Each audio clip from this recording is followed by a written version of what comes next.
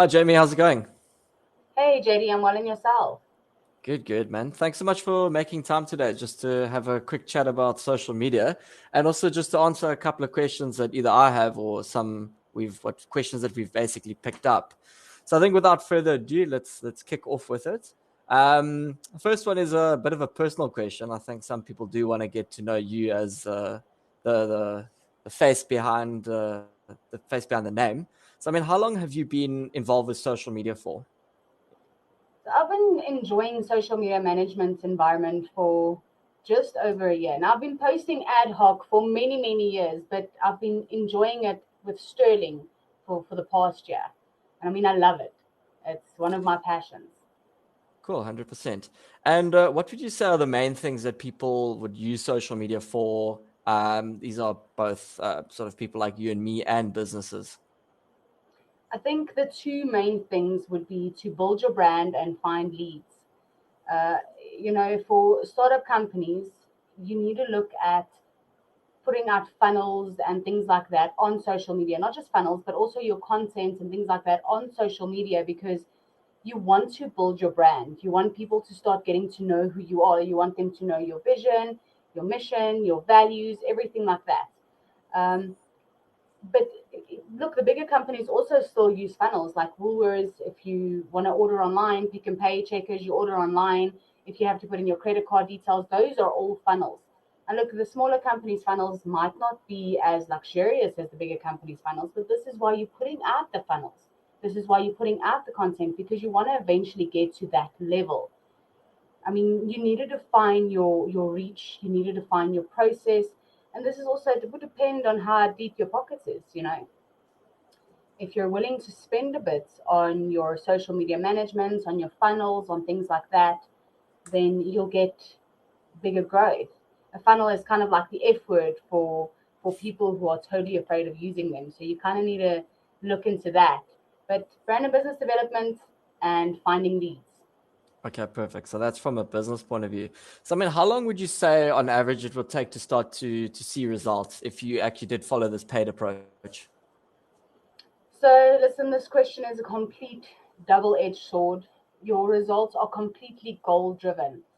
If I had to give someone a guesstimate, I mean, if a client had to ask me and they were very adamant that they want an answer, I'd tell them about 3 to 6 months. You need to find your feet, you need to build your base, and you need to see what works for you. Choose your campaigns. If something is not working, change it around. It takes about 3 to 6 months to find your footing and start seeing your ROI. Okay, cool, 100%. So, we chatted a little bit. Well, you chatted a little bit about funnels and whatnot, but trying to get people to funnel them through. So, once you provide value in order to capture the person's contact details, what would you say is better to actually get the funnel to work? Is it running an organic approach? Is it like trying to get people organically to come to that funnel, or is it running a paid approach the only way that one can actually do it? So this is also another goal-driven question. So we at Sterling did a bit of we had a bit of a research moment where we decided, okay, we're going to do everything organically for 6 months and see how that works. I mean, in 6 months' time, we built up our SEO, which is fantastic. We went from page 42 or 43, something odd like that, to page one on the SEO, which is a good thing. I keep mentioning On SEO the because you on the want, website on Google. yeah, on the website, you want a good SEO because the better your SEO, the more people will see you. So we ran everything organically for 6 months. We had 3 posts a week. This included blogs, it included webinars. And like I said, it took about 6 months for us to get to the point where we wanted to get. Now, I mean, if we had to go the paid route, it would have taken us much less time. I mean, I would say it would probably have taken us 2 to 3 months if you have to take in the finding your footing aspect of the whole process. So it would have taken about half of the time off. So this would depend what your goals is. If you're a smaller company and you simply can't afford large spending on boosting, then go the And organic obviously route, the but traffic would know also be higher to your the traffic website is as high. well. Yes, Yeah. definitely, because of your SEO rankings going up. But I mean, if you're a smaller company and you can't afford boosting or whatever the fact may be, then go to your organic route. But you need to then understand that this is going to take much longer than what a paid route would go. And in all honesty, paid advertising isn't as, if you have something small, a very small company, one product, one service, it's not as expensive as it would sound, as it would seem. Okay, cool, 100%. So, I mean, earlier you were chatting about blogs and webinars and posting that. I mean, like, how do you actually make sense of it in your mind? Like, how do you structure it all together in a quote unquote calendar to know what to post, when to post, how to post, all of those kind of questions? So what I do, what I like to do personally, is create a calendar 6 months in advance. So I choose my campaigns for the 6 months. I like taking monthly campaigns. You can use a 6 month campaign. The reason why I like using monthly campaigns is because if you have a monthly campaign, in that month you can see what works and what doesn't work, and you can apply what doesn't or what does work to the next campaign. So 6 months campaign, you can still do tweaks in a 6 months campaign, but the campaign is there. It started. You're stuck with it. Mm. So you create your little campaigns. You Once you've chosen your campaigns, like for instance, if you're a lawyer and you've got 10 services that you offer, then we take that 10 services, we take the six biggest services like litigation or whatever.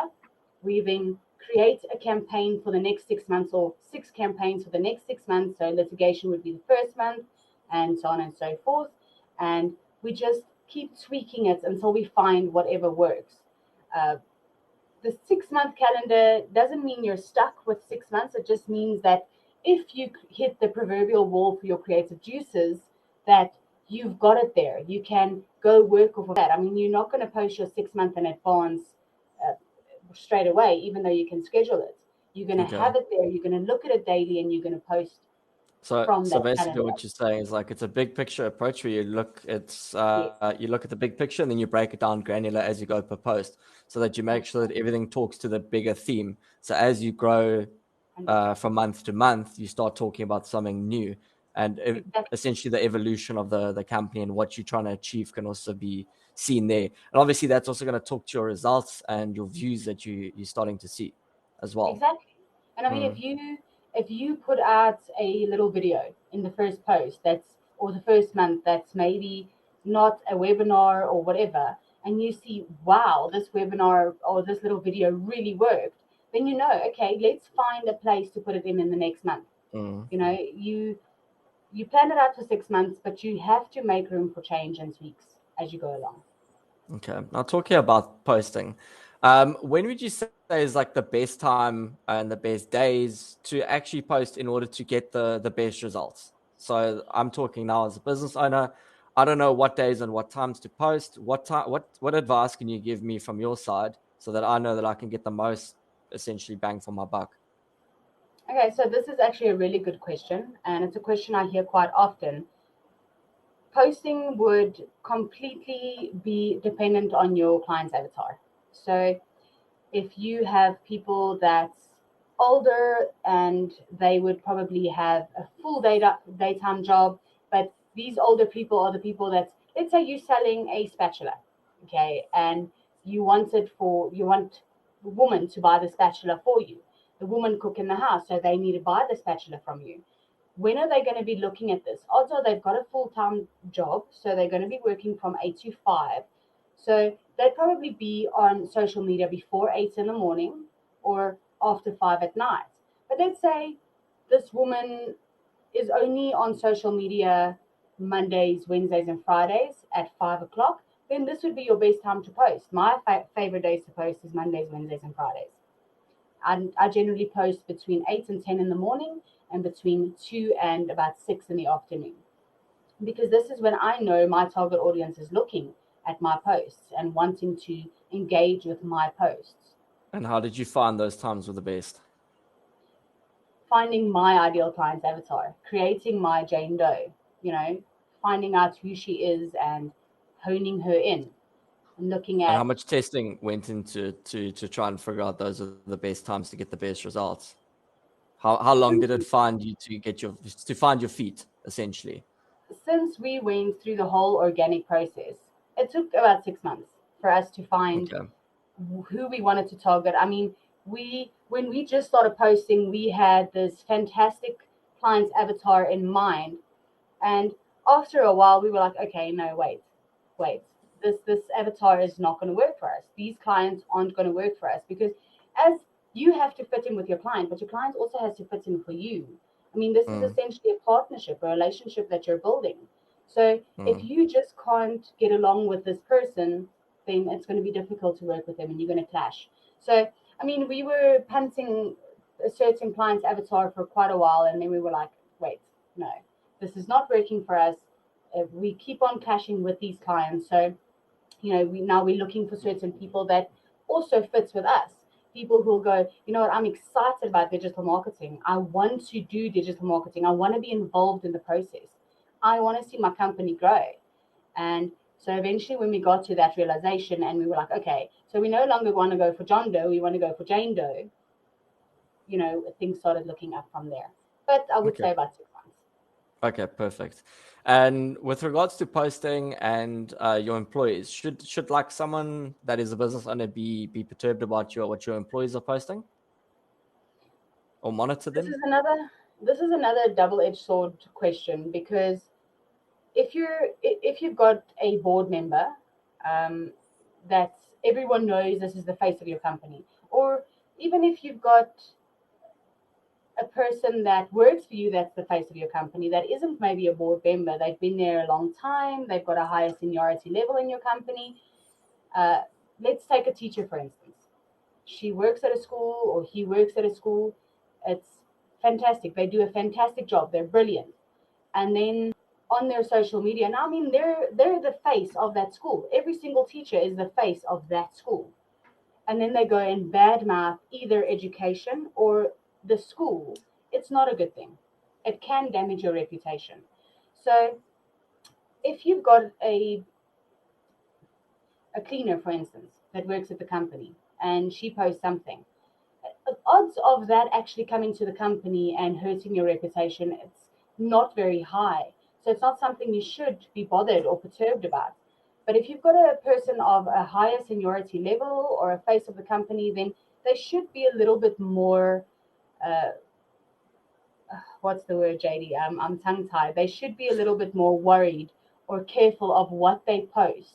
I mean, I take myself, for instance, I am the face of Sterling. So, and all my clients has got me on WhatsApp. I work on WhatsApp daily. So I'm not going to go and put something very personal on my status. I'm not going to air out my dirty laundry on my status or badmouth any marketing company or ourselves on my status because my clients will see it and it's very unprofessional. So, yeah, you don't have to worry about what they're posting if they go on vacation and they put a pretty bikini on and they post on a selfie, but also they need to be mindful of bad mouthing the industry or the company they work for. 100%. And But with social, sorry, yeah, there's one thing I need to add with this. On yeah, on your postings, right? It's such a brilliant thing to thank your employees for their hard work, compliment them on their or congratulate them on their achievements, and say happy birthday. It just shows people that is not your employees that you as a company is also a person and that you're capable of feeling. And it invokes the emotion in people that you want to invoke. And mm. with that, you might just get a bit more leads on a birthday post. And I assume that's what you've seen. I have another company that they love the birthday posts. We post the birthday post, and believe it or not, we get the most viewing on birthday posts. Yeah, yeah, because people like to feel special, and also talks about the They do. culture. They do. Yeah, talks about They'll the start culture of the business and everything together. exactly, and those employees will Mm, start sharing your content that you've created. And I mean, that's one of the best ways to share is with your employees mm, actually sharing it and their friends sharing it. And yeah, 100%. So I do have one question. Like, I know if you have to compare the Facebook that I logged into in 2010 to the Facebook that I have now, I mean, it's completely polar opposites. There's like it's got the same name. Well, technically, it's not got the same name because they changed it over to Meta. Well, the holding company is now Meta, But I mean, how do you keep up with these changes that are constantly happening day in and day out? I mean, they've got teams of hundreds of people that are constantly pumping out new ideas, trying new things. I mean, how do you stay abreast as a social media um, a sort of social media expert, knowing that all these things are constantly changing? I mean, how do you not get overwhelmed? Well, two things. First of all, Google alerts, right? If anything new happens in the industry, I get a Google alert, and I love reading articles. I'll then obviously do a bit of a experiment with the article, and I'll see if the item that they're talking about would work for sterling, and if it works for sterling, then I'll implement it with my clients. And if it doesn't work for sterling, then I'll go, okay, scratch that. Let's move on to the next thing. And number two is the fun part of it is networking. So I've got a bunch of marketer friends that, I mean, we love going out and bouncing ideas off of each other and talking about the industry changes and, just helping each other out. I mean, if they've heard of something that I maybe haven't heard of, because even with Google Alerts, something might slip through the cracks. We'd bounce ideas off of each other and tell each other about the industry. It would be like just talking about your day, but with a bunch of people that is in the same industry, which obviously helps you in that industry yourself. So networking and Google Alerts, that would be the best way to go about it. 100%. And as an expert as well, when it comes to your posting, what do you focus on? Is it amount of quantity of posts that you can get out per day or per month? Or is it focus on like one or two quality posts per month? Where would you say you sit on that spectrum? So honestly, I prefer quantity of quality. You could put out a post every single day and it won't get you anywhere because maybe you're not putting enough value in it, or you're putting it out to the wrong target audience, or the wrong And post different on the wrong platforms? site. Yeah, Yeah. exactly. Mm. But if you put out maybe one post a week and it's got a tremendous amounts of value, and you're showing people, oh wow, this is a product that you definitely need, or a service that you definitely need in your life, and you put out one post a week, you might be getting tons more leads than this person putting out one post a day. So quantity or quality, honestly. Okay, 100%. And when it comes to running paid advertising campaigns, let's say, what would you propose to someone that is, let's say, hypothetically, I have just started up a solar company. There is two employees, accounts, and the installer, and I want to go and see if I can start to get some leads. What would you propose from your side is where I should, what I should use as my base, where I should start, and what the steps should be after that in order to make sure that I can grow and evolve and not constantly strive to get better and better. Okay, so a tricky one also, I would say that after about a 15K spend, you'll definitely see your ROI. You want to get to a point where you understand the average cost per acquisition. So therefore, if you spend about 30K, you'll need to see that at least 30 clients of 1K are coming in. You can So it's like ideally spend, yes, it's client and product slash service specific. So like some exactly. people, some people like a financial advisor that lands a 10 million rand client will earn 100 grand, let's say once off, where someone else is selling a product for $100, but their margins are quite high, etc. Yeah. So you basically break it up like that. Exactly. I mean, you Okay. can spend a bit less. I mean, if you're just starting out now, I mean, if you're starting off with a solar company, solar is quite expensive. So I would think that your budget would be a little bit bigger than maybe a sandwich shop on the corner.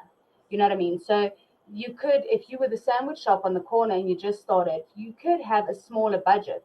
But you also have to remember that your budget can't remain that small. You need to look at getting bigger and getting higher, and then eventually getting to at least that 15K expenditure. Because that 15K expenditure we've seen is definitely the sweet spot when it comes to paid advertising. Okay, 100%.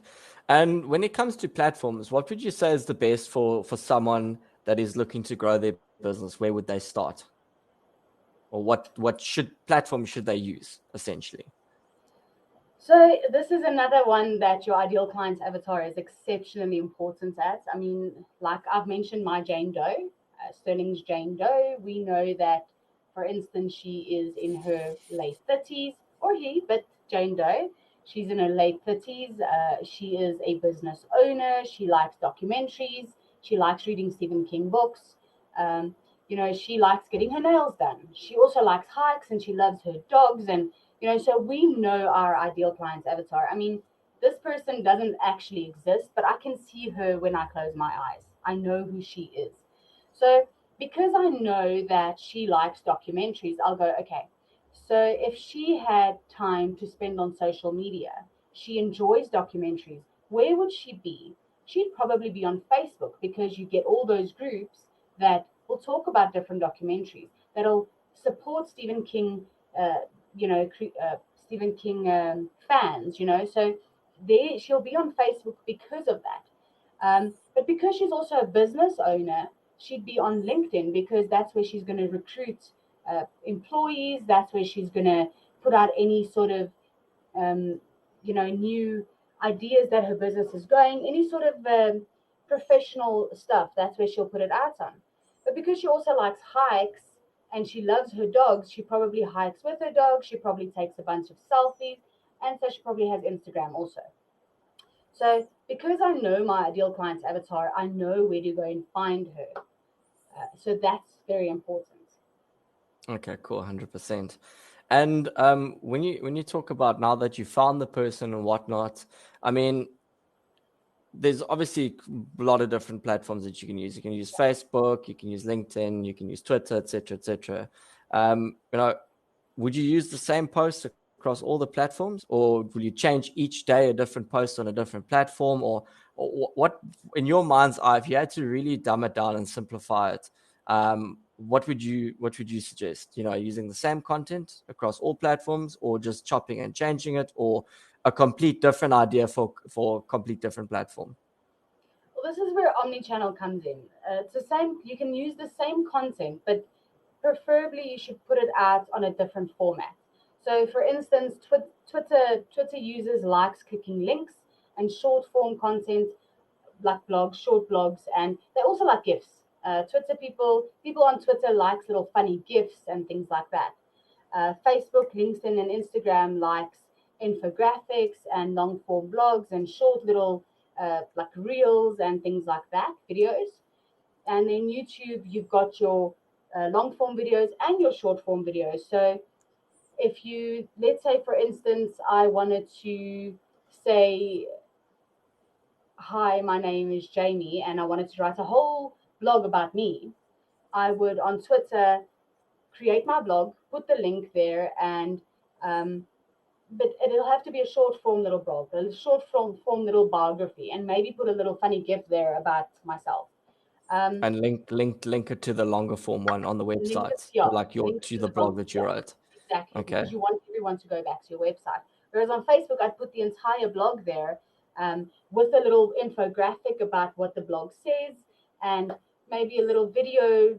You can word what is in the blog. Maybe, when someone writes, a novelist writes a new book and they go do readings, maybe a little reading on video Okay. regarding this blog. And the same on YouTube, obviously, you'd have to put the video out there, whether you take little snippets of the videos, put it in your reels, but then link it back to your original video that you put out there. Okay, cool, 100%. And when you're doing all of this, how do you know that what you're posting is actually a success? How do you know that this campaign that you're running is actually working? Simple answer. It's going to sound a bit vague, but simple answer is, what was your goals? If your goals was you wanted 10 clients in a month and you've now gotten those 10 clients, then you know your campaign is working. Uh, Yet again, it does take a while for you to get your footing and find what your sweet spot is. Just always remember that if your sweet spot is this, in 6 months' time, might not be your sweet spots anymore because things change so often. So if you reach your goals every single month, then you know your campaign is working. But if you're not reaching your goals, that doesn't necessarily mean your campaign is not working. It might mean that you need to tweak your campaign a bit to make it work for you, because maybe something you're saying isn't coming across, or maybe your product isn't put out there properly, or whatever. Some tweaks needs to be done in order for your campaign to work. Okay, perfect, 100%. I think that's pretty much all the questions that I have from my side. So thank you very much for making the time today. And then, yeah, I'll chat to you in the new week. It was such a pleasure, JD. Thank you so much for this interview. Cool. All right. Thanks. Just for Have a now. good day. You too. Bye. Bye.